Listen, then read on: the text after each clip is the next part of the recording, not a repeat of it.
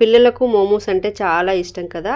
అయితే బయట దొరికే మోమోస్ కాకుండా కొంచెం ఓపిక చేసుకొని ఇంట్లోనే రాగి పిండితో మోమోస్ చేసి పెట్టండి. చాలా హెల్తీగా ఉంటుంది, టేస్టీగా ఉంటుంది. పిల్లలు కూడా చక్కగా ఎంజాయ్ చేస్తారు. బౌల్లోకి 1 కప్పు రాగి పిండి, 1/2 కప్పు గోధుమ పిండి వేసుకొని కొద్దిగా సాల్ట్ వేసుకొని వాటర్ వేసుకొని చపాతీ పిండిలాగా కలిపేసుకొని పక్కన పెట్టుకోవాలి.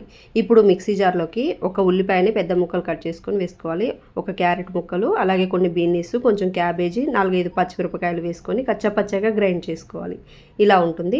ఇప్పుడు ప్యాన్లోకి 2 స్పూన్ల ఆయిల్ వేడి చేసుకొని కొద్దిగా జీలకర్ర వేసుకొని మనం గ్రైండ్ చేసుకున్న వెజిటేబుల్స్ అంతా వేసుకొని ఒక 2-3 నిమిషాలు వేయించుకోవాలి.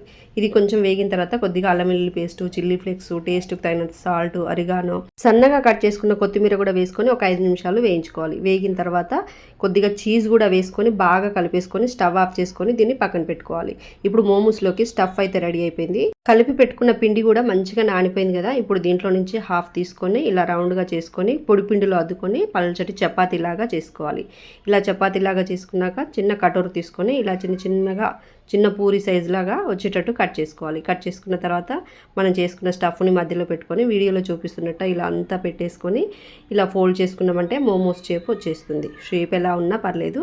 ఇలా అన్నీ చేసుకొని జల్లిగిన్నెలో పెట్టుకొని ఇడ్లీ ఎలా ఉడికించుకుంటామో అలా స్టీమ్ మీద 5 నిమిషాలు ఉడికించుకుంటే మోమోస్ రెడీ అయిపోతాయి. ఇలా చేసి వేడివేడిగా పిల్లలకు పెట్టండి. చాలా బాగా ఎంజాయ్ చేస్తారు. వీడియో నచ్చితే లైక్ చేయండి, షేర్ చేయండి, ఫాలో చేయండి. Thank you for watching.